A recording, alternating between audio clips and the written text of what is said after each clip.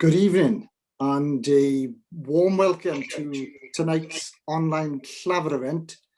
I'm Ian Rees, Chair of Llafur, the Welsh People's History Society. This evening's event is the third in our new spring series on migration in Wales, part one of which is entitled Communities and People. As previously explained, we are dedicating the series to the memory of Llafur President Hywel Francis, who died suddenly last month. Before we get underway, just one housekeeping issue. Can I please just remind you all once again to ensure your microphones are turned off during this evening's event? Thank you. Following on from our excellent sessions over the past 2 weeks on new perspectives on global Wales and revisiting Tiger Bay, tonight's session is entitled Heritage and Memory Exploring Jewish Wales. To chair the session and introduce tonight's speakers, it's my pleasure to introduce Laura Harrison. Laura grew up in Northamptonshire, but moved to Wales in 1998 to study religious studies and archaeology at the University of Wales, Lampeter, and she's never left. Her primary interest is the history of the Holocaust and how it has been memorialized in museums across the world. She has been a volunteer researcher with the Jewish History Association of South Wales since September 2019. And Laura has been uncovering the individual stories of Holocaust victims named on the memorial board at Cardiff Reform Synagogue. And she's also been working her way through the archives of the Rhondda Heritage Park Museum in Trehafod to find any links to Jewish families and businesses that were once in the area. Laura, we're delighted you're able to be with us this evening. Many thanks for chairing tonight's event. Over to you. Thank you, Ian. Good evening, everyone. I just wanted to say thank you to you as well for having me to chair this evening's event. I've been really looking forward to learning more about Jewish heritage and memory in Wales, along with you all tonight. We're very fortunate to have 3 experts who will be sharing their knowledge and their projects with us. We hope that this brief snapshot of their work will encourage you to find out more about the history of the Jews across Wales, the communities which have sadly declined or disappeared completely, and those which are still thriving and looking towards the future. Our first speaker tonight is Dr. Cai Parry-Jones. Kai is a curator and social historian specializing in digital and Jewish heritage. He holds a BA in history and an MA in public history from the University of Bristol, and he completed an AHRC-funded PhD at Bangor University in 2014 on the history of the Jews of Wales. He's the author of The Jews of Wales, A History, which was published by the University of Wales Press in 2017, and is a trustee of the Oral History Society. Tonight, Kai will give us an overview of the history of Wales's Jews through the lens of their migration from the 18th century onwards. He will also touch on several heritage initiatives that have been connected to Jewish Wales over the past 50 years. Kai will be followed by Professor Nathan Abrams. In addition to being a professor in film, Nathan is the Director of Impact and Engagement for the College of Arts, Humanities and Business at Bangor University. He's also the lead director for the Centre for Film, Television and Screen Studies. Nathan co-convenes the British Jewish Contemporary Cultures Network and has lectured, written and broadcast widely in both English and Welsh on UK and American popular culture, history, film and intellectual culture. He's been developing his interest in Welsh Jewish history since 2006. As part of this, Nathan has developed a series of Jewish heritage walking trails, allowing the public to explore the hidden history of the Jews in Bangor and its surrounding areas from medieval times to the present day. He'll be discussing how his project in North Wales has taken scholarly research and made it more accessible to the wider community by utilising digital technology and developing location-aware apps. Our third speaker this evening will be John Minkes. John was brought up in Birmingham, but his family were all from South Wales, and he's lived in Cardiff since 1990. He's been a trustee of the Jewish History Association of South Wales since it was established in 2017 to preserve the heritage of the Jewish communities of South Wales. John will be speaking about the association and some of the stories that it has uncovered, along with a personal account of his own family history in Wales. After John's talk, there will be a brief discussion about some of the issues that have been touched upon this evening, and we also welcome any questions from the audience. So if I can ask you to just send those through on the Zoom message function, I'll monitor those throughout the talks, and then I will get through as many as I can in the remaining time at the end. So thank you very much, and I'd like to hand proceedings over to Kai. Thank you, Laura. Thank you for that introduction, and good evening, everyone. Noswaith dda pawb. It's a real pleasure to be able to present to Llafur this evening, especially on this topic for a society that's dedicated to telling and sharing the history of Welsh people. So I'll just share my screen with you before I start, because I've got a PowerPoint presentation. So bear with me 1 second. So you should be able to see that. Does that look good, Laura? Yep, looks good. Brilliant. So before I start with my talk, I thought I'd briefly say that what I'm discussing this evening is just a snapshot of Wales's Jewish history. And if you're interested in finding out more about this topic, I would highly recommend taking a look at my book, The Jews of Wales: A History, as well as works by other authors such as Jasmine Donaghy, Graham Davis, and the late Ursula Henriques. And there are also articles that appear in the journal Llafur that are worth taking a look at, particularly Neil Evans's work on ethnic minorities in Wales and David Morris's work on the Jewish poor in South Wales. So tonight, my talk focuses on two particular aspects of this topic, which are migration and heritage. And I'll begin by providing a brief overview of Welsh Jewish history through the perspective of migration, before exploring various Jewish heritage initiatives that have taken place in Wales over the past few decades.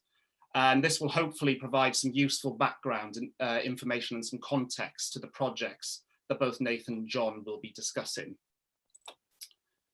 So the modern history of Welsh Jewry spans over 3 centuries and is often summed up as one of rise and decline. So Jews came to Wales and then they left. And if we look at this graph, we can see that Wales's Jewish population numbered under roughly 1,000 people for most of the 19th century and began rising in the low thousands during the latter half of that century, peaking at roughly 5,000 to 6,000 in the early 20th century, and then declining from then onwards to roughly 2,000 people today. From the perspective of migration, it can be said that Jews migrated to Wales in the 19th century and then they emigrated in the 20th. And while there is certainly some truth to that narrative, I do believe we also need to act with some caution when binaries are concerned, for there is always that overlapping and slightly complicated bit in the middle, which is something I'll come back to later. So while there is scant evidence of a Jewish presence in medieval Wales, the history of Jewish migration and settlement in Wales can generally be broken down into 3 periods. The 18th and early 19th centuries, the late 19th and early 20th centuries, and the 1930s. And the earliest official record we have of a Jewish community being formally established in Wales dates from 1768, when a David Michael from Prussia secured a Jewish burial ground in Swansea. And Wales's first purpose-built synagogue opened in Swansea in 1818. And by the mid-19th century, there were small Jewish communities in existence in places like Cardiff, Merthyr Tydfil, Pontypridd, and Newport. During this period, most of Wales's Jewish migrants came from Central Europe, so what we now know as Germany, Austria, and bits of Western Poland, where they fled persecution, discrimination, and poverty. And although conditions varied, Jews living in Central European states typically faced restrictions on marriage, occupation, and property ownership, as well as being subject to high taxes and overall abuse. And while Britain was considered a more open and tolerant society in comparison, it was commercial reasons that mainly drew these migrants to South Wales, for their arrival coincided with the beginnings of industrialisation and urbanisation in the region. So for the most part, Jewish migrants worked as merchants and traders in South Wales, which was an economic niche they found themselves in because of the occupational restrictions they faced in their countries of origin. And they were attracted by the economic opportunities provided by South Wales's growing working class centres.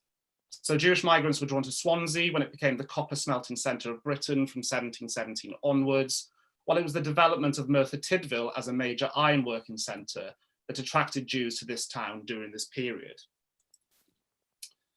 As was the case with the rest of the UK, the largest wave of Jewish migration to Wales came in the late 19th century, and this was made up of Eastern European Jews from the Russian Empire, who were fleeing persecution, oppressive restrictions, poverty, and pogroms. And like their Central European predecessors, they came specifically to Wales for a better life and the economic opportunities provided by an industrialising nation. So by this time, the South Wales valleys had witnessed a coal boom, which drew in migrants from all over, and Cardiff transformed from a small market town to the largest coal exporting port in the world.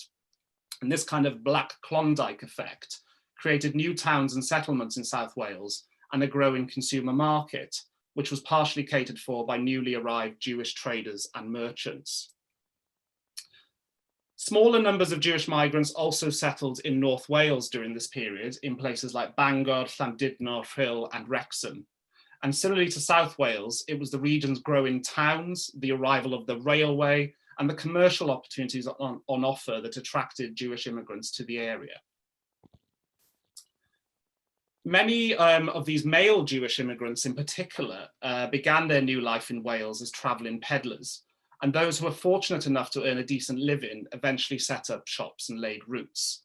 As most Jewish migrants were poor when they came to Wales, peddling was an attractive option as it didn't require an outlay of much money, only enough to buy a licence. And things to sell could also be bought on credit from earlier Jewish arrivals who had set up established businesses. So Jewish peddlers typically sold inexpensive clothing, watches, jewellery, glassware, and framed pictures. And their lives are often romanticised, but for the mass majority, peddling was hard and tiring work and sometimes dangerous, and seen very much as a starting point in Britain, a necessary step on the way to their goal of opening their own shops, which was a dream not fulfilled by all, sadly. And then the final wave of Jewish migration to Wales was much smaller and was made up of Jews fleeing Nazi persecution in the 1930s. And when looking back at this period, the UK is often depicted as a place of refuge, opportunity, and a safe haven for persecuted Jews. And this is demonstrated most clearly, perhaps, by the rescue of 10,000 Jewish children in what we now call the Kindertransport. But to truly understand this period of migration for all its complexities and controversies, it does need to be understood in the context of the 1905 Aliens Act, which was the first modern piece of legislation that sought to control immigration to Britain. So the act came about by fears of mass influx of poor, unskilled Jewish migrants from Eastern Europe. And with subsequent acts, the knock-on effect in the 1930s, particularly during this era of Great Depression, was to permit entry, often in the form of temporary visas, only to those refugees who could bring some economic benefit to Britain or could support themselves financially, that is, not be a burden to the state. So this period could easily be a talk in itself.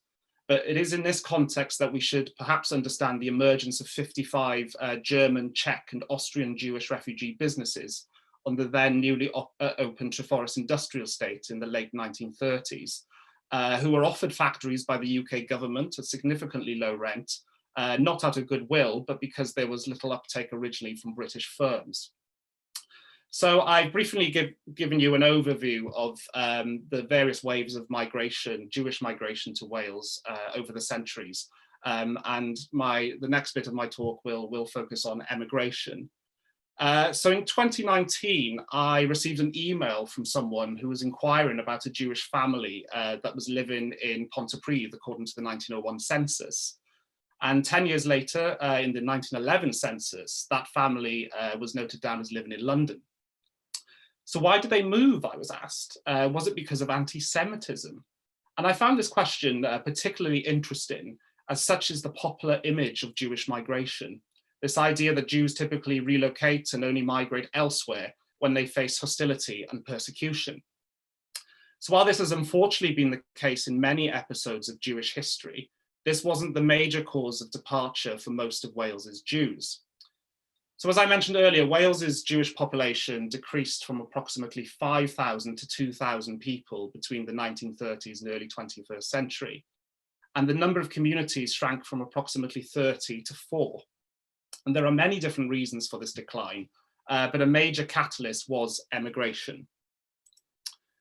So the starting point must be the downturn in the industrial economy of the South Wales valleys and the consequent rise in unemployment and subsequent emigration from the area during the interwar period. The Jewish communities in the South Wales valleys had grown with the region's industrial growth, and there is no doubt that this economic downturn played a fundamental role in the decline of the region's Jewish population from the late 1920s onwards. Though Jews were not directly affected by the industrial decline in terms of employment, high levels of unemployment dried up the local consumer market on which so many depended for their livelihoods. And I have a quote here from a letter that Gustav Abrahams, who lived in Edward Vale, sent to the Board of Deputies of British Jews, which I think sums up this point quite succinctly.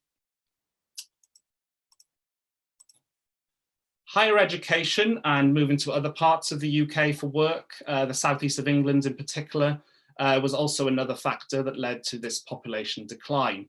And of course, this trend of young people going to university and then not returning to Wales would perhaps resonate with plenty of non-Jewish people in Wales today. But there is certainly a Jewish element to consider here, since the number of Jews going to university in the UK throughout the 20th century was disproportionately high for the size of the population. So while Jewish cultural tradition has always incorporated a respect for literacy and learning, poorer first-generation immigrants perceived university and a professional career that followed as a tool of upward economic mobility. Wales's Jewish communities were also never particularly large, which meant that lots of facilities that you would usually find in larger communities, such as Jewish schools and kosher shops, were either completely absent or difficult to arrange and sustain. So tired of this Jewish way of life, many of Wales's Jews decided to relocate to other communities in the UK with greater Jewish infrastructures, such as those found in Manchester and London. And with the exception of the Cardiff Reform Synagogue, all of Wales's Jewish communities were Orthodox in practice. And this meant that Jews were required to marry other Jews. So in communities that numbered no more than a few hundred people each, finding a Jewish marriage partner locally was often a challenge, if not impossible. So many of Wales's Jews moved away to other parts of the UK in search of a Jewish partner and then didn't return. And since the establishment of Israel in 1948, a good number of Wales's Jews have relocated to the Holy Land. But it's important to remember that this wasn't the primary cause of Jewish emigration from Wales, as is often assumed.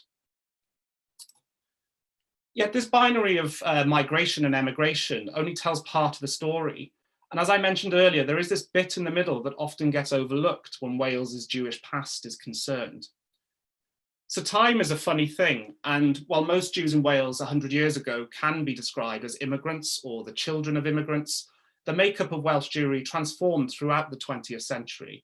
And most of Wales's Jews are now descendants of migrants, so second, third, fourth, even fifth generation, with many having been born in Wales and lived in Wales their entire lives. So these are not immigrants or emigrants, but perhaps Welsh Jewish or Jewish Welsh people in the true sense of the word. And of course, what it means to be Welsh is a deeply personal, subjective, and sometimes contested issue. But it's important to remember that alongside this history of rise and decline, immigration and emigration is a history of continuity, endurance, and belonging. So this subject was addressed by the Haneni Project, which was a joint heritage initiative between the Cardiff Reform Synagogue and the then Butetown History and Arts Centre between 2010 and 2012. And this resulted in a travelling oral history and photographic exhibition. And it featured 59 members of the Cardiff Reform Synagogue, and the exhibition was a celebration of the congregation's diversity, ranging from individuals who fled and survived Nazi persecution to those who grew up in Wales, the UK, and even further afield, such as South Africa, North America, and Israel. And it also sought to challenge preconceived prejudices and stereotypes of there being just this one type of Jewish person. Yet alongside this celebration of history and diversity, there was also this sense of poignancy for many of the interviewees were approaching the end of their lives, and represented what could be described as the heyday of a community that has since decreased in numbers over the past few decades. And this issue of decline and loss has been a major driving force behind most Jewish heritage and public history initiatives in Wales over the past 50 years. So in the 1970s, the social historian David Jacobs, who was not from the valleys himself, but had family connections with the area, had the foresight to photograph recently closed synagogues, Jewish-owned businesses and cemeteries in the area, as well as record a small number of oral histories with older Jewish people who are still found to be living in the South Wales valleys during that period. And in the 1980s, the artist Olwen Hughes was commissioned by members of the Jewish community in Cardiff to sketch and paint 30 drawings and paintings of synagogue buildings that were still standing in Wales, essentially as a way of visually recording the physical remains of Welsh Jewry. And these were displayed in an exhibition in Jerusalem for a month in 1986, before being deposited at St. Fagan's Natural History Museum in Cardiff. In the 1990s, there were TV and radio documentaries such as BBC Radio Wales's The Last Jew in Murtha that again explored this theme of loss and decline. And more recently, there have been initiatives such as the one in Aberdare in 2015 to erect blue plaques on former synagogue buildings as a way of raising local awareness of a particular town's multi-faith and multicultural past. So I'm conscious of the fact that I've only mentioned initiatives in South Wales so far, but there have been certainly been similar initiatives in the north over the years. So the paraphernalia of Bangor Synagogue, which officially closed in the early 80s, was held by the Manchester Jewish Museum for a period before returning to North Wales for a temporary exhibition in 1991, and then eventually being stored at Bangor Storiel Museum. And several of North Wales' synagogues were also sketched by Olwen Hughes, who I've already mentioned. So we will hear about Nathan's current heritage project shortly, but it's worth noting that his presence in Bangor since 2007 has certainly helped raise awareness of North Wales' Jewish history, both in the region and beyond. So in 2010, Nathan organised a temporary travelling exhibition on the history of North Wales Jewry that visited several towns and cities in the area. And around the same time, the city of Bangor dedicated a paving stone, its high street, in honour of Maurice Wartsky, who became a royal jeweller and was nicknamed the Jewish Prince of North Wales. And this initiative of this paving stone was very much part of an open-air timeline initiative that illustrated significant dates in the city's history. So I'm sure many this evening will be aware that there are currently plans to turn the former Merthyr Tydfil Synagogue into a Welsh Jewish heritage centre. But I won't dwell on current and future heritage initiatives, as I'm sure we'll hear more about this from our next two speakers. So thank you very much for listening. Diolch yn fawr iawn I chi am wrando. Thanks, Kai. I'm just wanted to say I'm keeping a note of everything that's being said in the chat, and it's really nice to have some comments from people with links to the community on there. Also, if anybody has any questions about Kai's talk, then please let me know. And Nathan, are you ready for us? Yes, I am. Yep. Excellent. I'll hand you over to Nathan Abrams. Okay. Sorry, I just got to go through the...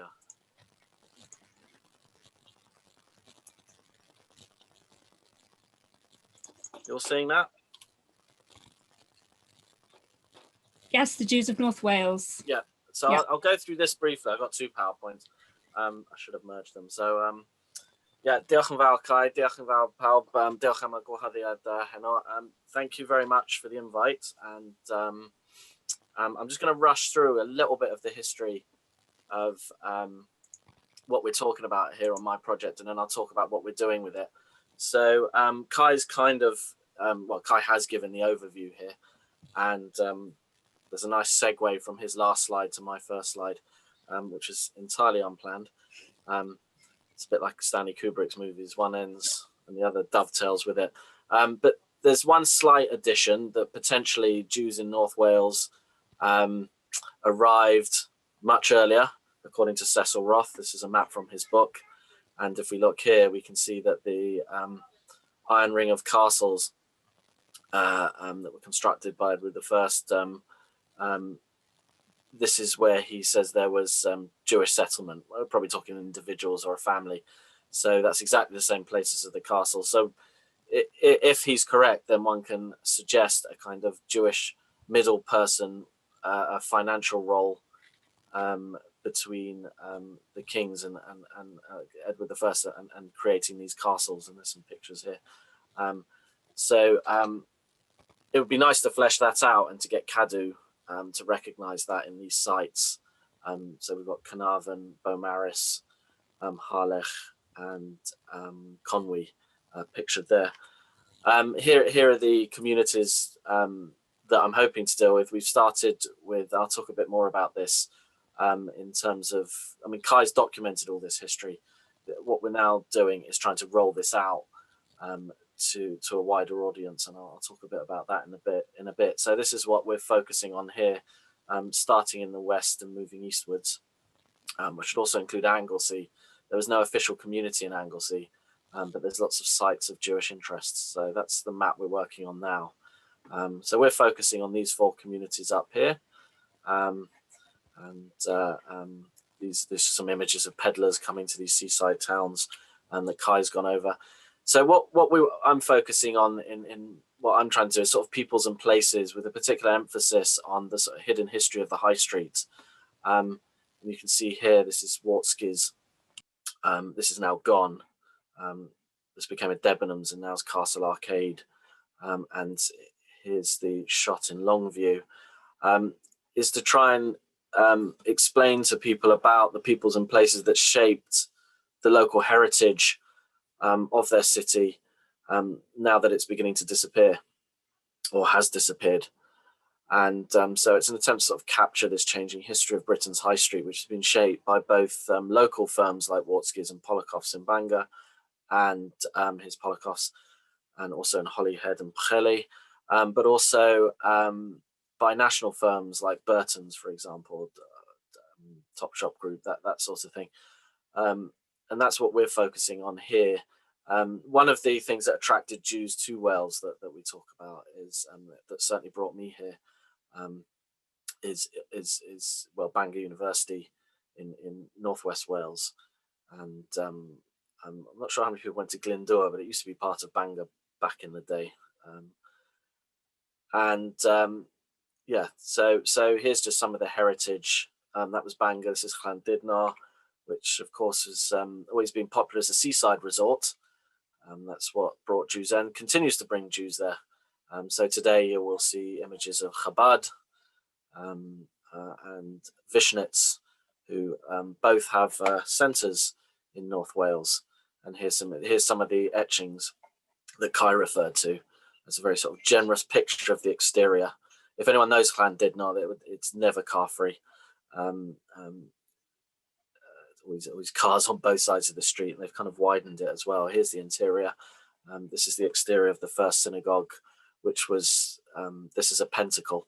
A lot of people think it's a Star of David, but this is the exterior of the first synagogue in Llandudno, which was in rented rooms from the Masonic Hall. So this is the kind of material that I'm interested in, particular emphasis on shops and businesses, as this would have been where the community particularly interacted with the Jewish community, with the local members of the local community. Interestingly, what I like to point out on our walking tours is some of this physical heritage still remains. So this shop isn't the Oriental Stores anymore, but as you walk in, this floor's the same, and you can see these signs, gifts and whatnot, as you go through the store. So it's really uncovering a hidden history where the physical traces might have long gone. So this is Wartski's in Llandudno, and the surviving image of the shop is this tiled floor and goldsmiths. So it's nice that it stayed a jeweler's, but this is the only remaining element of that store in Llandudno. Obviously, this is the frontage of the London one, sort of architectural rendition.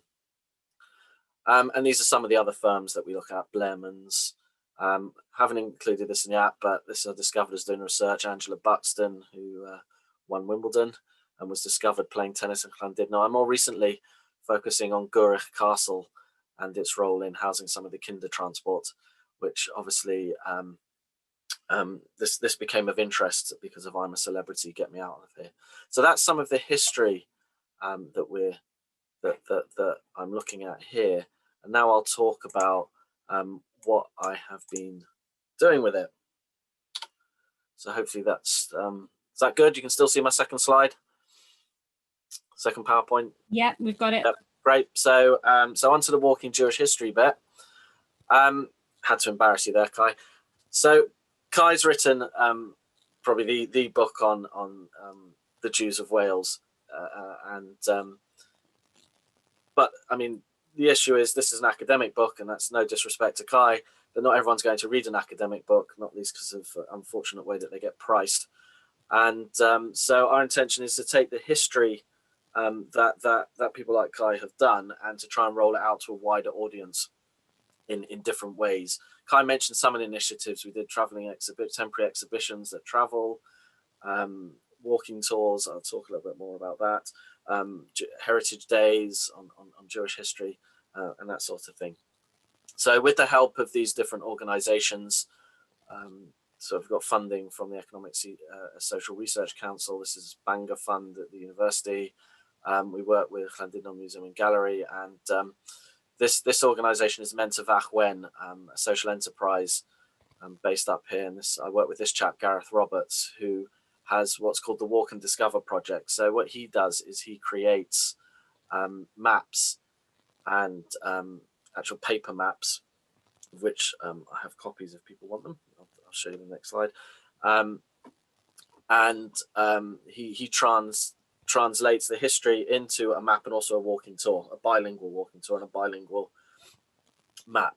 So we've done three walks today. That would have been more, but obviously because of COVID we haven't done them. So 2 in Bangor of Lower and Upper Bangor, and then 1 in Llandudno. We also did a memory session there where we invited people from the community to come and share things, and also talks. And one of the ways to do that, as you'll probably be aware, is one of the interesting things about researching this topic is records are important, synagogue records, any other documentation that one can get hold of. Unfortunately, probably most of those have been lost, so we have to look for other evidence. But when it comes to a project like this, everyone and everything becomes evidence. So the people who still live in the local communities, the people who are from the local communities, stuff they've bought, is all part of the project. So always urge people, don't throw anything out, even receipts, because you never know what value that holds. And one of the things I like, Facebook's great for this, is the discovering that people have an old Holocaust bag or a Wartskis receipt or a school uniform or a clock or a watch, that sort of thing. And so some of this kind of history and heritage has been maintained. Just hopefully they won't throw these things out, or the kids won't throw these things out when such time comes. So we took the history that Kai's kind of pioneered. We did extra trawling through the bilingual press, local press, and here's just a screen grab, and turned it into these physical maps, which, as I said, I don't know if you can see me without my camera, but hold that up. There's we've physical self-guided walking maps.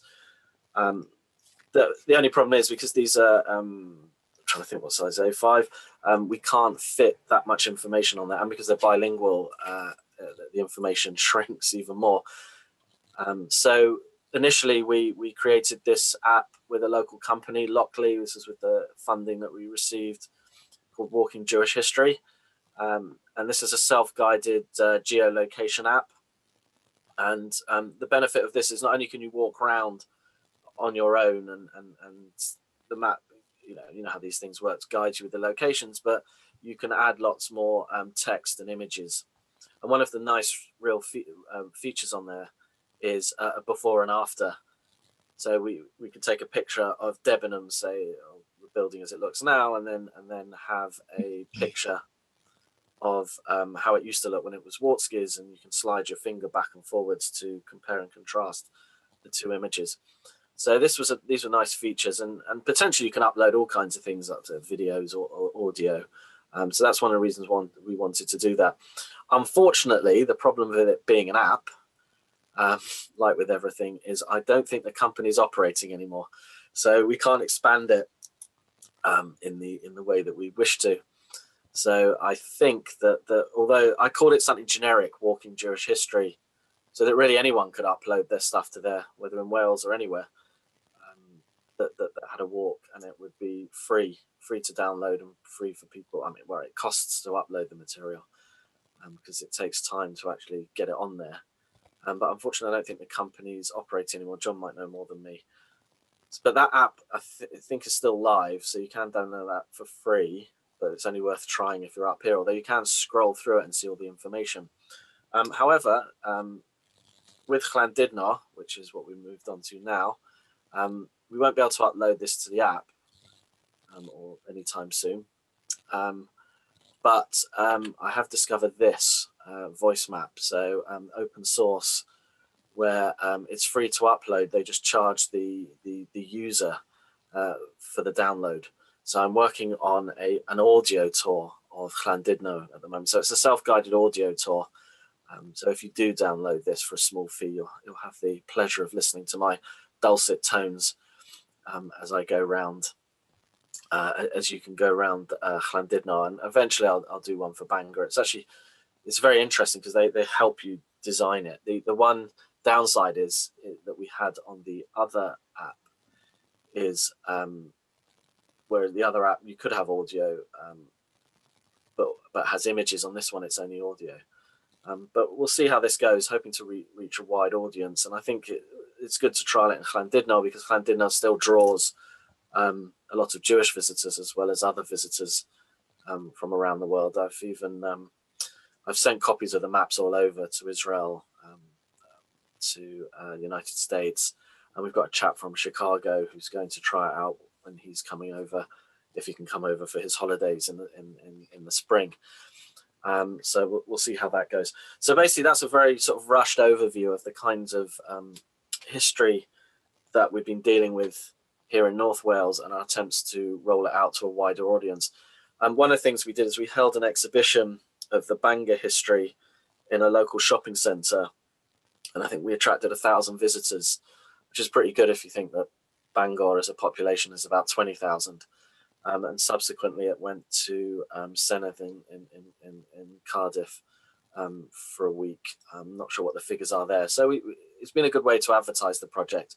But the other beauty of this, we've got one for Llandudno, which hopefully when time, COVID permitting, we can display there. What I've noticed about this is this history really captures the local population's imagination. So it isn't simply about Jewish people learning about Jewish people. It's really about the wider community remembering businesses and people from their past, and you tend to get the kind of reaction of, I remember Wartskis, I got my wedding dress from there, I got my school uniform from Polakov's, I have a watch from there, I remember them. And similarly with the shops in Llandudno. And I think that's what's really interesting about this project and doing it this way through maps, walks, apps, is of course you can send all this stuff out in a wider place than an exhibition can do, to more locations. You can obviously reach more people than books will, unfortunately. And unfortunately for the books, not for the project.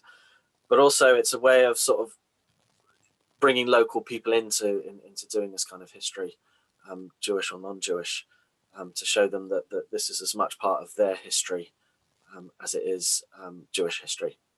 So diolch yn fawr, diolch am wrando, and I'll stop there. Thank you very much, and yeah, I'm happy to take any questions on that. Thank you, Nathan. So if anybody wants to address any questions to Nathan about his talk, then please type them in the chat and I'll make a note of them. And now, are you ready for us, John? I am, yes. Lovely. I'll hand you over to John Minkes, who's going to talk about the Jewish History Association of South Wales.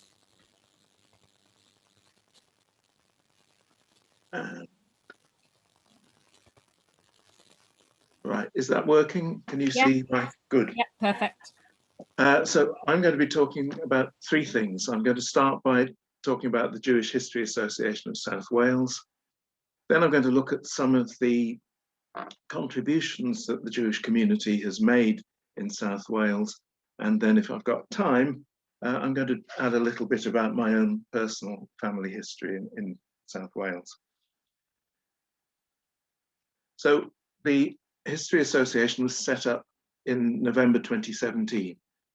It came from a meeting between the chair and vice chair of the South Wales Jewish Representative Council and Claudia Ayersen. Claudia was then working as a researcher on a project about volunteer work in Cardiff in the 20th century, which involved a lot of oral histories and documentary evidence. And their conversation was about the decline you've heard of in the Jewish communities. And the idea that came out of that was to set up an organization that would try and preserve the heritage before it all disappeared. So we initially thought we would do it as the Representative Council, but then we realized it would be better to set up a new organization to apply for charitable status.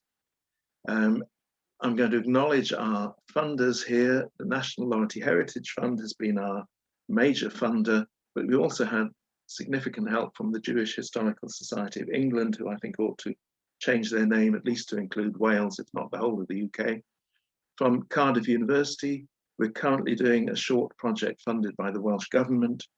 We've had donations from the Jewish Memorial Council, from local Jewish organisations such as the synagogues, and also from quite a lot from individuals, Jewish and non-Jewish. Our first project was completed in autumn 2019.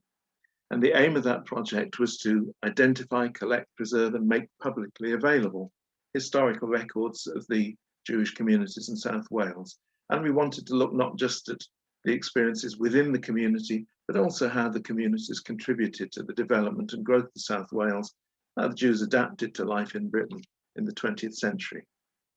And we did that firstly by recording 77 oral histories, and those interviews with full transcriptions are all with the National Screen and Sound Archive in Aberystwyth, and selected sound clips on the People's Collection Wales website, of which more later.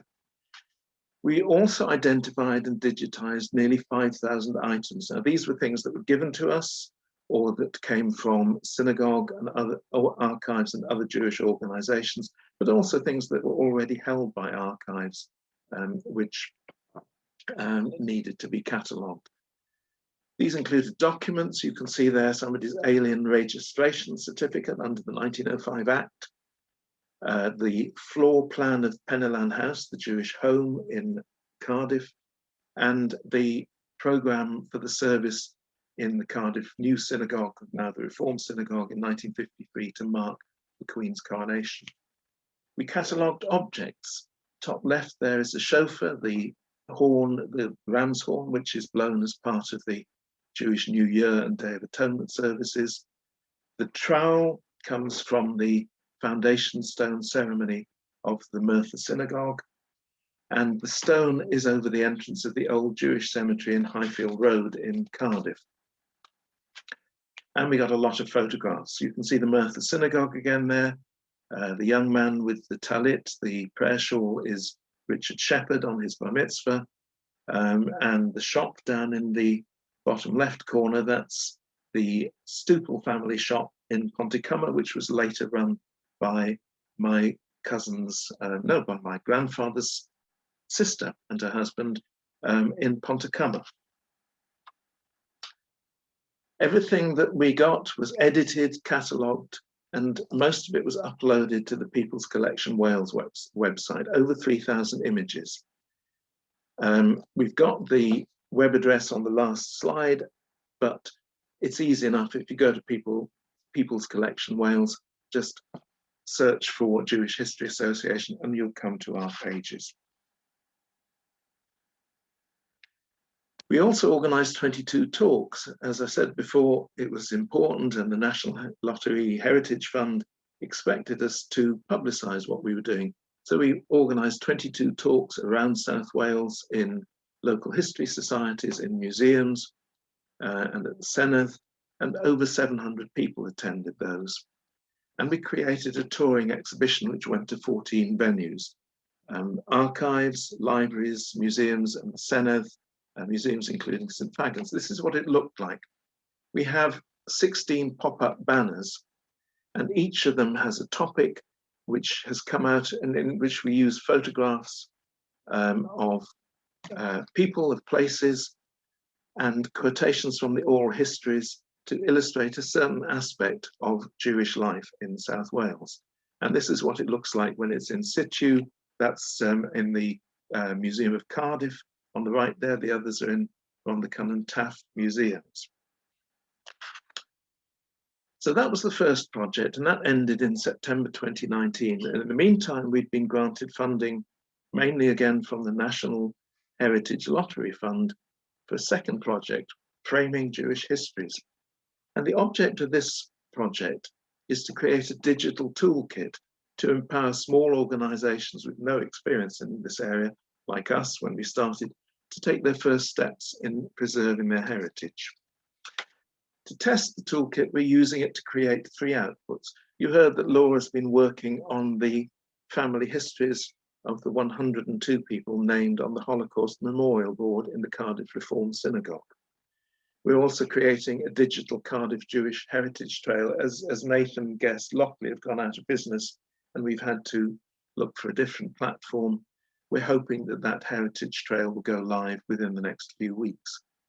And we've also been working with all the museums in Rhondda and Taff to look through their stores, look through their all the things they have to identify, interpret, and digitize Jewish-related material. That work has been affected more than the rest of our work by the pandemic, because our volunteers haven't been able to go and visit the museums. I mentioned Laura there, and I've just mentioned our volunteers. I should give a big acknowledgement here to the volunteers who carried the burden of a great deal of the work of the Jewish Historical Association. But also, of course, I have to thank Claudia Erzan, who's been our project manager since we started, and Rob Jones, who's our digital content officer. We couldn't have done this without them. The trustees, we are 4 elderly men with no record of doing this kind of thing, no experience, and we're indebted to Claudia and Rob for the way they have framed projects, the way they have completed applications for funding successfully, and the way they've recruited the wonderful volunteers who've done so much of our work. So that concludes the overview of the History Association. I'm going to move on to stories of some of the migrants and the lives they made for themselves in South Wales. First of all, this is a man called Victor Freed. Victor was a prominent businessman in Aberdare in the early 20th century. He was born in Russia to Solomon and Gertrude Freed in 1883. But by 1901, the family had emigrated and were living in Aberdare, where Solomon was a picture frame dealer and Gertrude ran a furniture shop. The family business was later taken over by Victor and expanded substantially around South Wales, including Cardiff.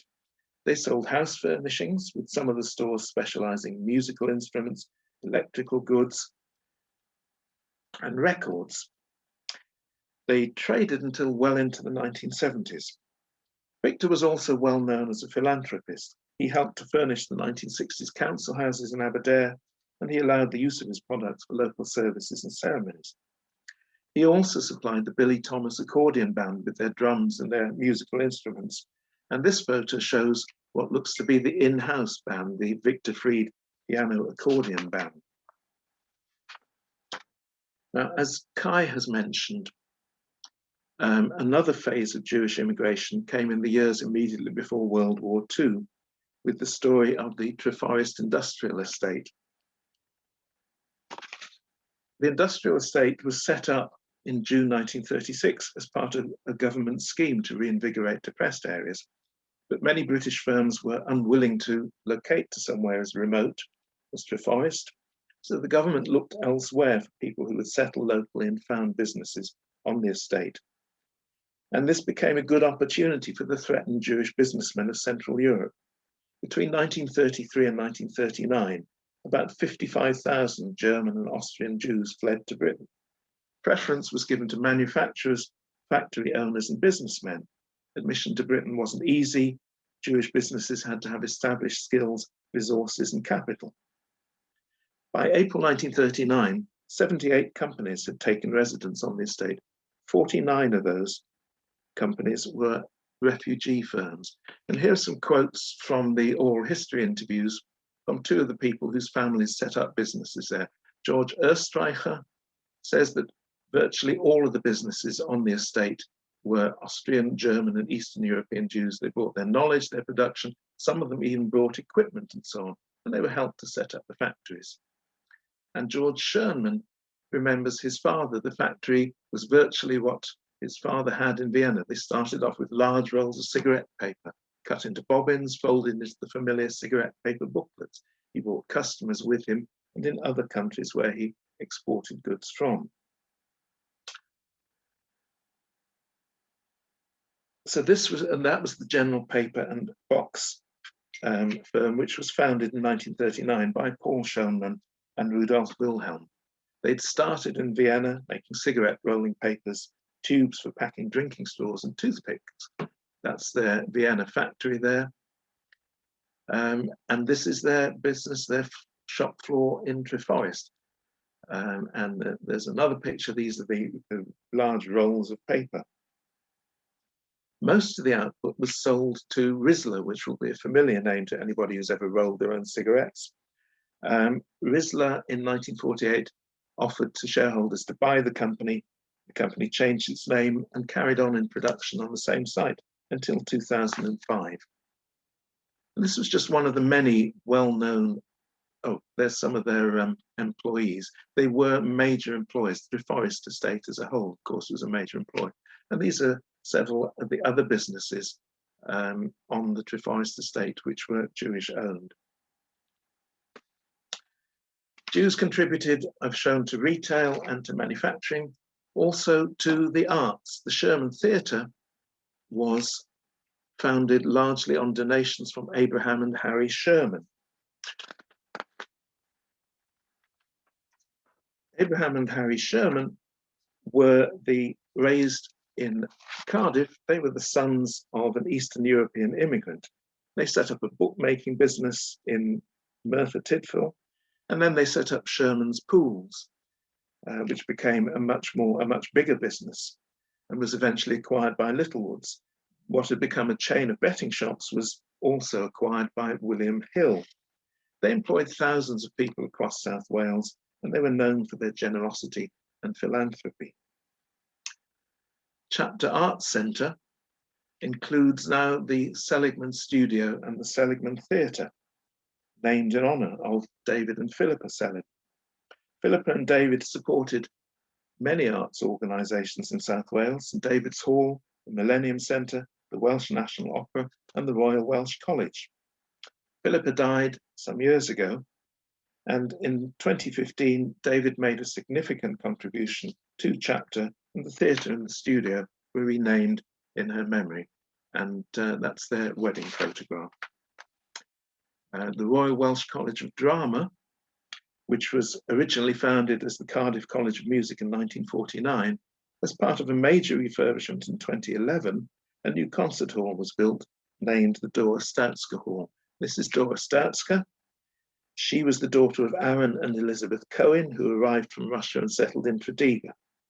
Dora was born there in 1897. She taught piano and singing in Tredegar till she married Aaron Statzka and moved to London. Their son, Ian, was born there in 1929, and he gave £500,000 to the Royal Welsh College in memory of his mother. So arts. I haven't mentioned those traditional Jewish occupations of doctors, lawyers, and accountants. And there isn't time, but I have to mention one doctor because it enables me to mention football. This is Leslie Hamilton, whose son Stephen told us about him. Leslie Hamilton was a doctor in Murtha, but he was appointed as honorary doctor at Cardiff City, and he's sitting there in the dugout at Ninian Park. And Stephen told us the story of a trip with the club when they went to play Torpedo Moscow, and they smuggled in Jewish books and Sidurim and jeans to meet with refuseniks. Those were Soviet Jews who had been refused permission to emigrate to Israel. Very dangerous from their point of view, because if the KGB had got wind of them, as Harry Parsons said, they'd probably have ended up in the salt mines. I said I was going to speak briefly about my own family. And this is the oldest document and photograph that we possess of anybody in our family. This is my great-grandmother, Rosa Riva Klompus. And this is the travel document which allowed her to leave Lithuania in 1891 with her 5 children. It's apparently, I had it translated, apparently it says that she's to leave to go to Memel on condition that she returns in 5 days, and it doesn't look as if she went back, so she was an illegal emigrant. Now, she was presumably coming to join her husband, who must already have been here. She wouldn't have been, I think she was traveling with children. And he came to Swansea because Rosa Reever's sister, Fanny Sarah, was already living in Swansea, and she was married to Aaron Shepherd. Aaron and Tobias Shepherd were my earliest relatives in this country. They arrived in about the 1870s. They were then called Roginski, and they became Shepherd because their father's name was Shepsel, and they wanted an English or at least a British sounding name. And they came to Wales because they tried to settle in London and they hadn't been able to make ends meet there, and they initially came to set up a business selling chamois leathers and sponges to horse owners, kind of 19th century motorway services, as one of my relatives put it. They went on to found Welsh Glass in 1913, which became a substantial company and existed for over 80 years, mainly in the Dumballs Road in Cardiff. And my grandfather on my father's side, who was their nephew through their sister, who never left Poland, came over to join them in 1913. I'm going to go back to the Clompuses briefly because my grandfather Harry and his 3 brothers, this is their business, a picture framing shop on High Street in Swansea in 1914. Then along came the First World War. That enables me to mention another contribution of Jewish community in Britain. I gave a talk about Judaism when I was volunteer chaplain at Bridgend Prison, to some of the prisoners about Judaism. And from one of the questions they asked me, they seemed to think that Jews had not served in the forces. So this is the First World War. On the right is my uncle Sid, who was badly injured and medically discharged from the army in 1917. In the naval uniform is my uncle Sam, a great uncle, I should say, but my uncle Sam. And next to him is my great uncle Joe, who was killed in action on the first day of the Battle of Passchendaele in 1917. My grandfather is in civis, that's Harry Clompus on the left, because the 4 brothers decided that one of them should be sure to survive in order to look after their mother, who was elderly and in poor health. And Harry went off to Ireland, which in 1915 and 16 probably wasn't the quietest place to be, but it did the trick. He survived, fortunately Sid and Sam, but not Joe. Joe was engaged to Esther, my grandmother, but she eventually, he died, and Esther eventually married Harry. This is Harry Clompus with his son Paul in about 1943. Paul was in the Royal Armoured Corps, and he was killed in action in northern Italy as the Allies advanced after the Italian surrender in 1944. So I did want to say that Jews contributed in many ways to British life, to South Wales life. That's my last slide. I'm just going to leave you there with our title again, and I will stop screen sharing and hand over back to Laura. Thank you, John. Right, I hope everybody learned a lot from all of that information. Just checking out the chat feed as well. There's quite a lot of people putting in their memories and links to the South Wales Jewish community. So John, I just wondered, would you be interested in people contacting the Jewish History Association with some of these memories and information for us? Yes and no. At the moment, because of the restrictions on what our funding is for, there's a limit to what we can do. Okay. So we are hoping to get funding in future to do more documentary collection, to do more oral histories. But at the moment, all we could do is really ask people to hang on to things until we're in a position to do that. So keep an eye on our website and what projects are coming up. Yeah. Fantastic. So I think what we're going to do now is have a little question and answer session. And I thought I might address the first question to Kai, if that's okay. Going back to your talk about the Jews in Wales, it seems that the Welsh and the Jews both place a great value on their history and a pride in their cultural heritage. So can you give us any examples where their cultures may have come together to create a Welsh-Jewish experience? Yeah, certainly. It's a very good question. And it's interesting, that kind of divide between Welsh and Jewish, which a lot of people do sometimes, which I find quite fascinating, because it's all about timing, it's all about periods. So, you know, it almost implies, if you talk about Welsh and Jewish people separately, it almost implies that you can't have Jewish Welsh people or Welsh Jewish people. You know, Jewish people can't be Welsh, Welsh people can't be Jewish, which is nonsense. But you know, over time, that kind of assimilation happened, and these immigrants clearly came from other places. But as you said, there is this kind of amalgamation going on with the environments that they found themselves in. I've got a chapter in my book that's called Jewishness and Welshness, which explores this issue. So I look at things like Jewish engagement with the Welsh language, cultural traditions such as Eisteddfodau, Jewish writing in kind of Welsh language literature and Anglo-Welsh literature as well, and also looking at kind of Jewish responses to Welsh art as well. So there are many different examples, and I feel like I can't just share just one of them with you this evening, because I don't think it'll do justice for the others. But if you are interested, I would recommend reading that chapter in my book. Thank you. Nathan, do you have anything to add to that about experiences in North Wales with the Jewish communities and the Welsh communities there? Well, yeah, I suppose what Kai's saying means it's a bit of an artificial distinction. I think the more important thing in my experience is I'm not from Wales.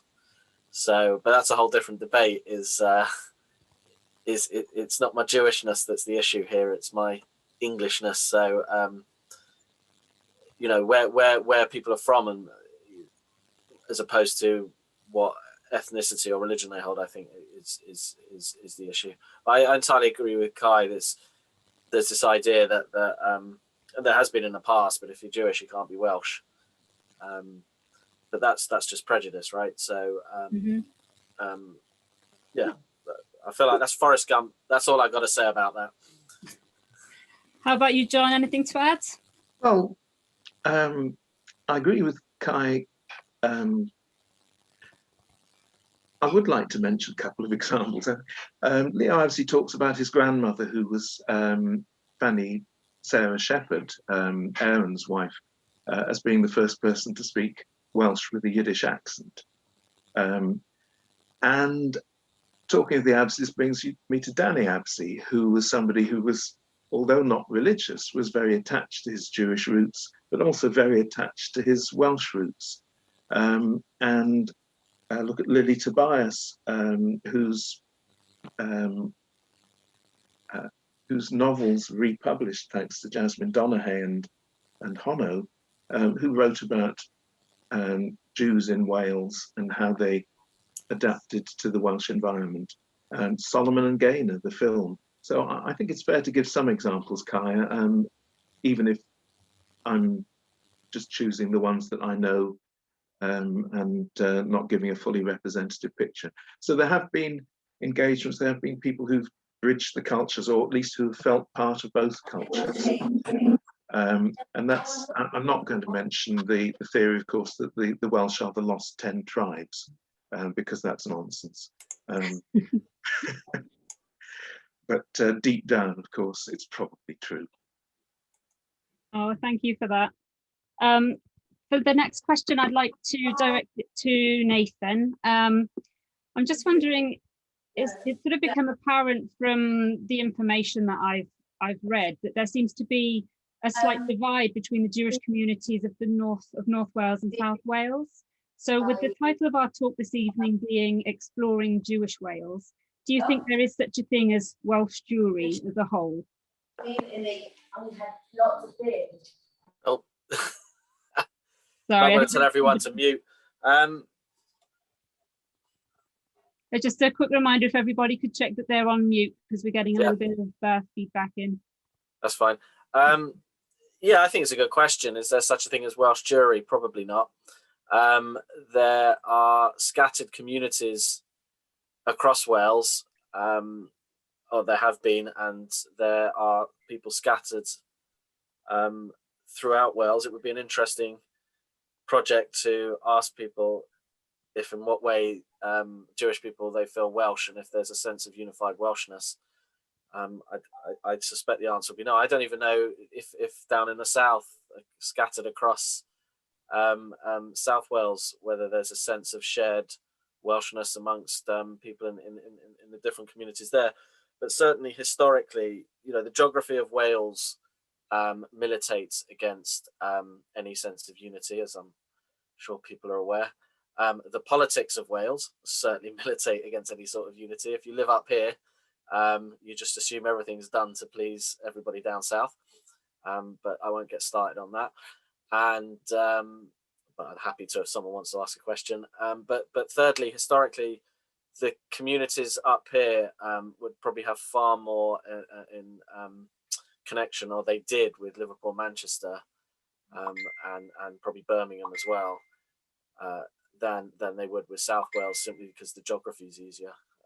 You know, it's much quicker to get to Liverpool, Manchester, and Birmingham than it is to travel to Cardiff or Swansea. And even if you fly, it still takes ages. But that wasn't an option in the past. So definitely, I you know, Welsh Jewry is probably a convenient geographical kind of term, but in terms of identity politics, it's probably meaningless for Wales as a whole. Because do you find there's like it links in with the English Jewish communities in the larger cities, sort of Bristol and Liverpool and those sorts of areas? Does that have an impact as well? Well, back then, yeah. I mean, it's a simple geographical fact. If I want to go to synagogue, for example, and I want to go to a community one that's not Chabad in Llandudno, then Liverpool, Manchester are my nearest communities. It's 4 or 5 hours to get down south. So, you know, it kind of makes sense. But Welsh geography has always been kind of divided between that north-south.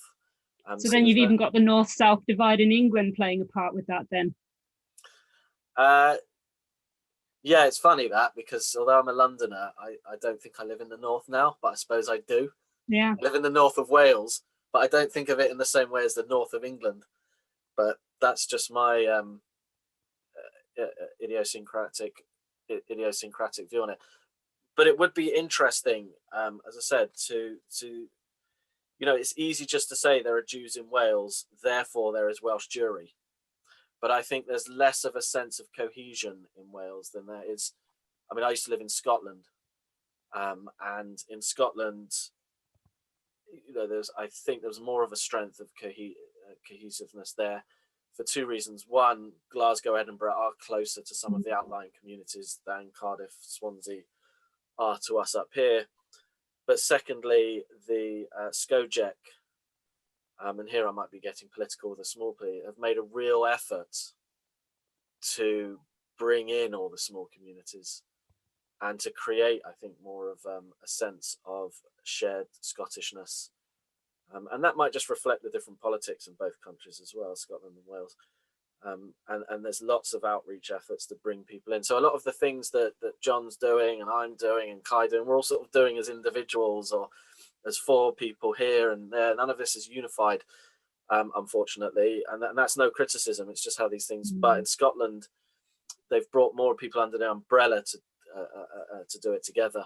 Certainly, yeah, definitely something to consider moving forward, isn't it? With how it can be a more unified approach to the history of Jews in Wales. Yeah, if something like Skojec could be recreated here, that would be ideal. Do you have anything to add into that, Kai? I know that was quite a large focus of your thesis, was looking at that idea of Welsh Jewry. Yeah, I think I agree with pretty much everything that Nathan said. It's very convenient as a term. So, you know, if you look at the Jews of England, you know, you read books and they they call them, they call it Anglo Jewry, or they call it the Anglo-Jewish community. And it's quite interesting sometimes because Wales has been folded into that as well, which kind of hides that story. But also, if you look at kind of Anglo Jewry or the Anglo-Jewish community, a lot of people kind of understand that from a kind of linguistic perspective as well.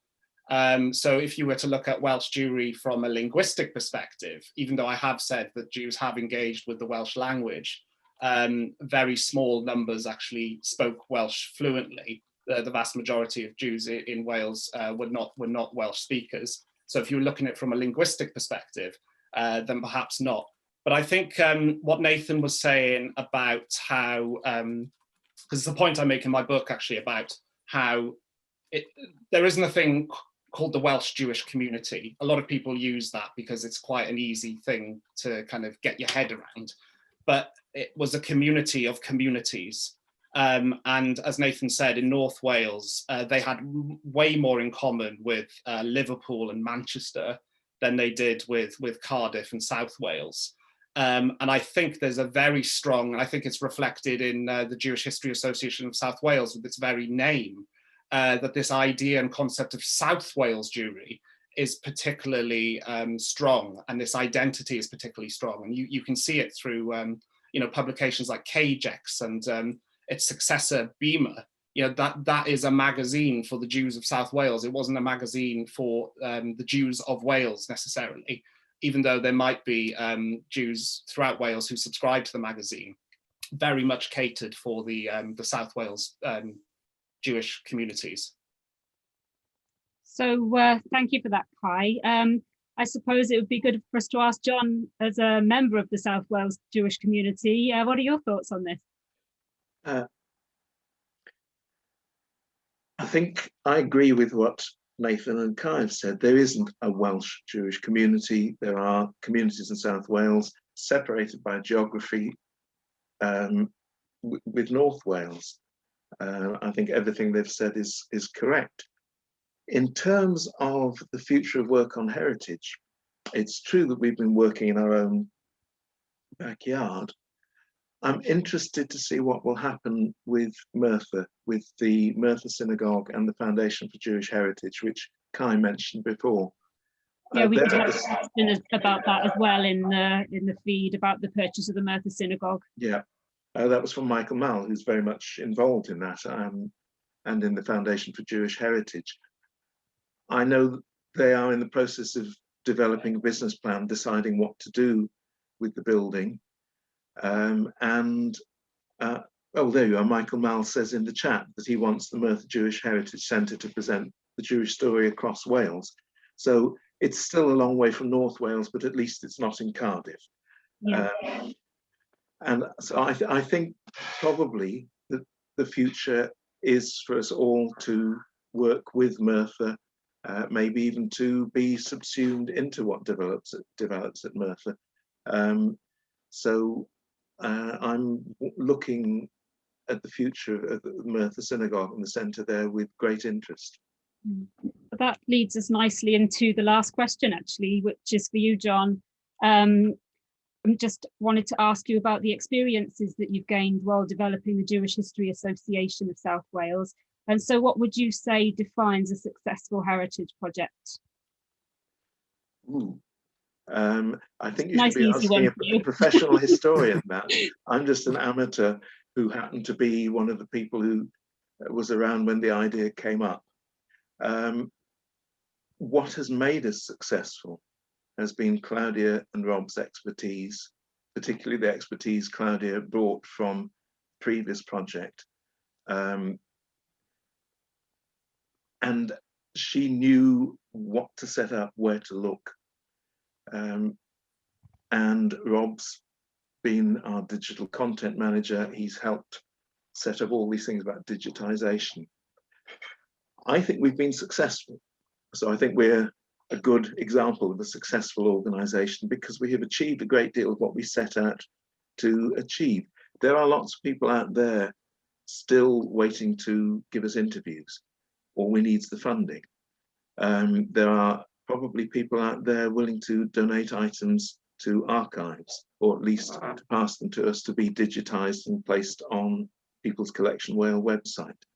But I think we've made significant strides towards that. And I'm hoping that what we're doing in the second project, quite as well as the value that it has in itself, will also provide the toolkit, provide the means for other communities and organizations to undertake similar projects. Definitely. Thank you. So Nathan, I know that you've been running a lot of initiatives up in North Wales. So how about you? What do you think would make a successful heritage project? Money and people. Always the money, isn't it?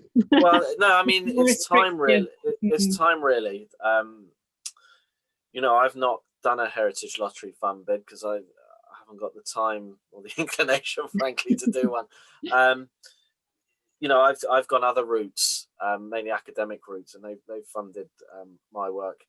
But I think it's the partnership working that John alluded to there. What worked very successfully with this rollout was that I'm working with Gareth, and he's basically done all the heavy lifting. So I have to really say thank you to him.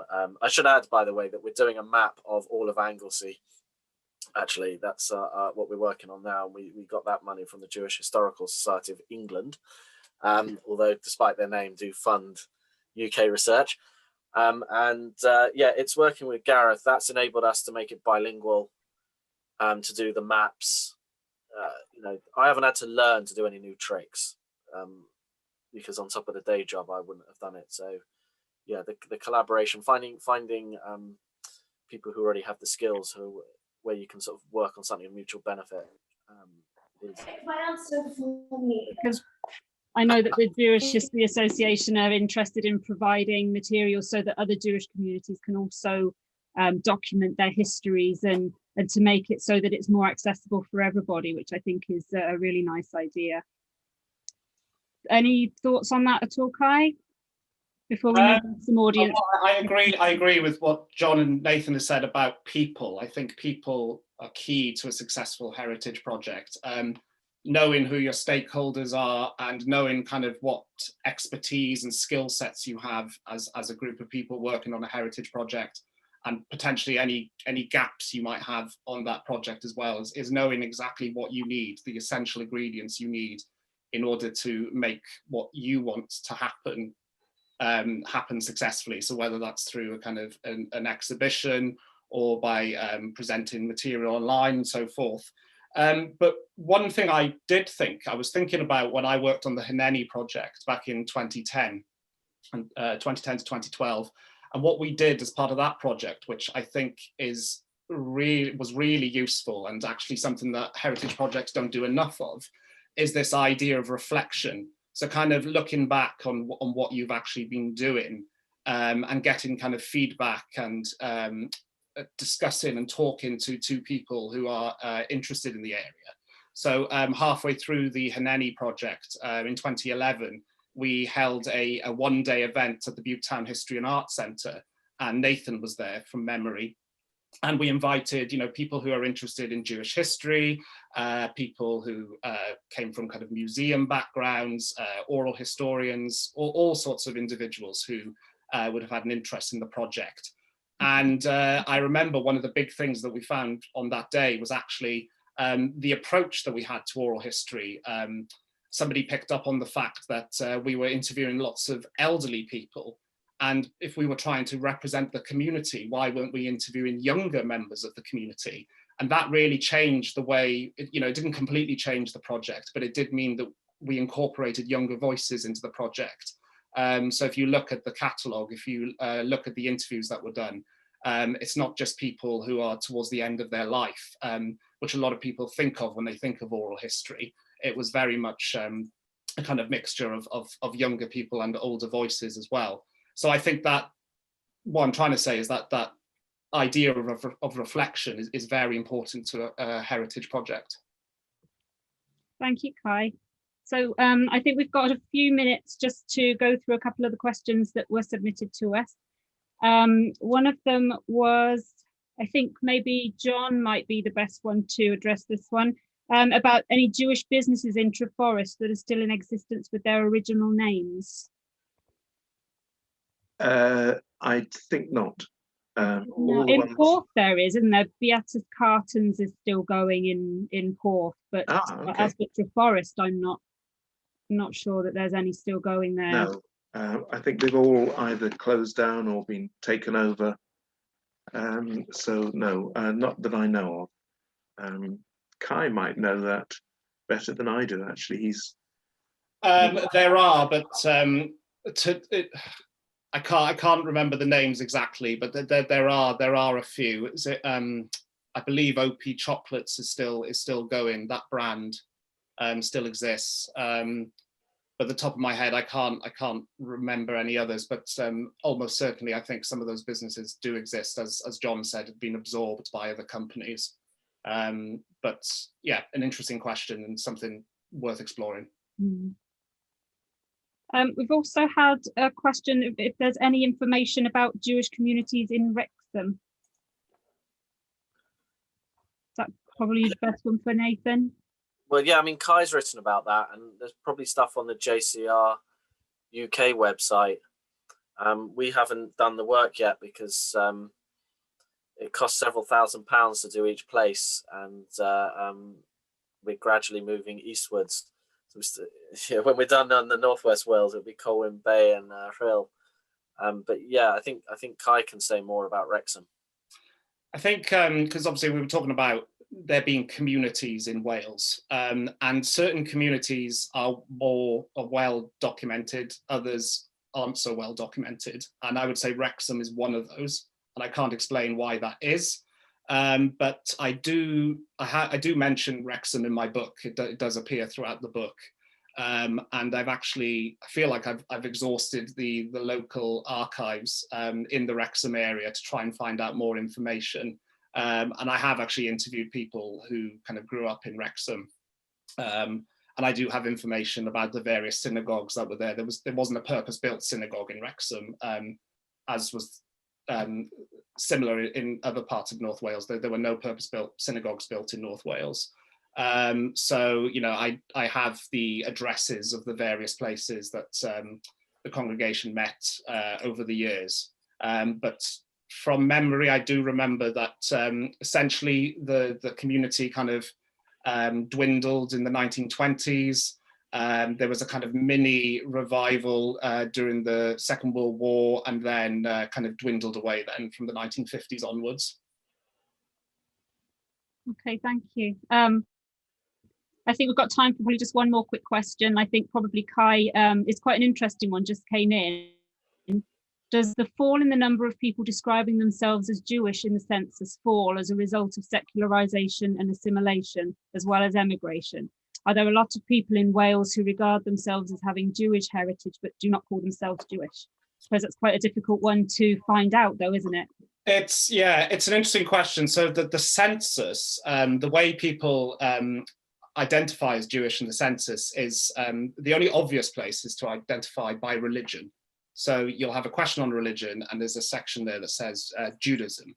There are opt-in sections as well. So for instance, the section on ethnicity, there's no Jewish option, but you can write in Jewish there.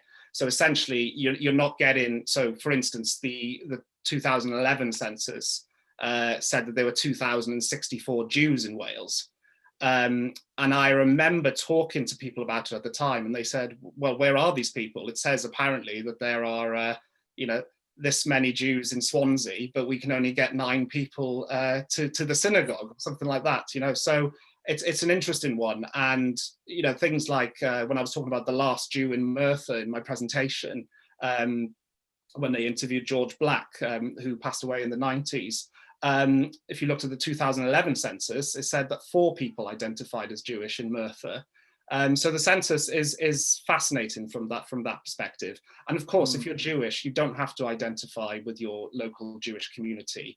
There are plenty of people who identify as something, but don't necessarily have to be part of the collective. So it is quite fascinating, and I'll be interested to see what the results are with the 2021 census, because obviously that's coming up in the next week or so. Laura, can I add something quickly? Yes, please do. Yeah, I mean, Northwest Wales is the kind of place to come where, and I know this from experience, where if you don't want to identify as Jewish and don't want to be outed, it's a good place to be. And there are people who've moved up here in the past for that reason, and or who that's not their primary form of identification, whether ethnically or religiously. Mm-hmm. So yeah, I suspect, and the research on Scotland, when I did this work on Scotland showed the same, that you would probably typically have 1/3 more people who were born Jewish than perhaps identify as Jewish at the time of the census. Okay. Well, if any of our speakers have anything else they'd like to add?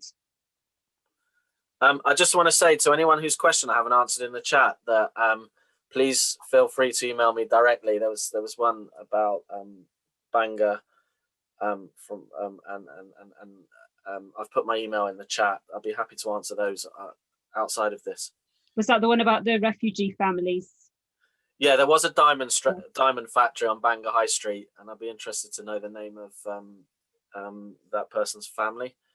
But yeah, there's a history point there, okay. And we do include it in our map. And I also have found a video of the Jewish mayor visiting the diamond factory from 1940.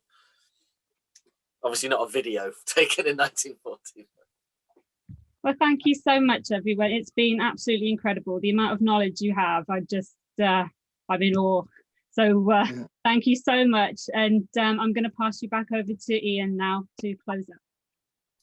Thanks very much, Laura. On behalf of everyone, I'd like to extend our grateful thanks once again to you for chairing, to Kai, Nathan and John for offering us such a range of fascinating social, cultural and historical perspectives on Wales' important Jewish heritage. Strong memories for me, as somebody from Aberdare there, of the role of Victor Freed in the Aberdare community. Many thanks. Many thanks also to you, the audience, for your comments and questions via chat. Grateful thanks to James, Sian, Darren, Mowena and Matthew for their help in organising and publicising the event. As I said at the start, today's session is the third in our new spring series of online events and marks the end of part 1 on communities and people. We'll be taking a short break now before resuming with part 2 of the series, which is entitled Global Connections and Transnational Exchange. The first event in this part of the series will take place on Saturday, the 3rd of April, and will be on the Congo Institute and its students. We have some excellent speakers already lined up: Maren Gwyn, Noba Mbu, Mputu. So do please join us. Again, details of how to sign up for the event can be found on our website and also on Llafur's Twitter and Facebook pages. And they'll also be emailed out to members in the coming weeks. Also, if I can be permitted a quick membership plug, our membership includes our website, includes a membership sign-up facility, a mere £15 to join and only £10 for unwaged. Also, if you've missed any of our previous online events from 2020, and if you're unable to join us for any of our spring series so far, recordings of all our events are, or soon will be, available via the Llafur website. A recording of today's event will also be uploaded there in due course.